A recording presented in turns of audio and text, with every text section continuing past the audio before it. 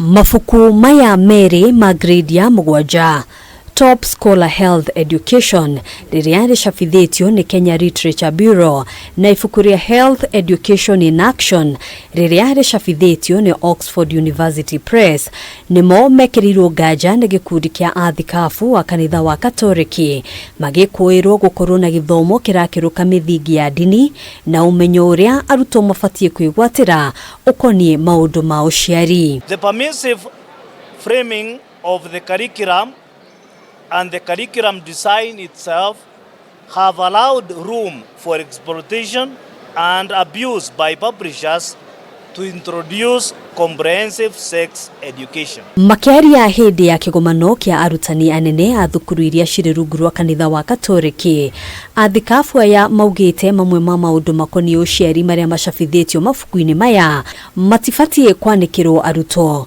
Kwa muhiano, thiini wa page 131 ya ibuku riri iria yaririirie ugwati wa kuhuthira dawa cia gubanga UCIARI utari na mataro ma ndagitari, mirimo iria yumanaga na andu kuonana kimwiri matekwigitira, ugwati wa mundu kugeria kuruta nda moko-ini ma andu matari na utaramu wa urigitani hamwe na mangi. The content is both explicit and inappropriate for learners at grade 7. Gikundi giki kiugite mathomo maya gucungiriria ugwati wa arutwo airitu kuhanda maria nini mugaru na mirugamo iria kanitha ikoretwo igithingatithia ya kugitira ciana mogwati-ini ta maya. We note that the content not only secularizes the learners' environment for minors, but will also be the biggest contributor to the high rates of teenage pregnancies and abortion.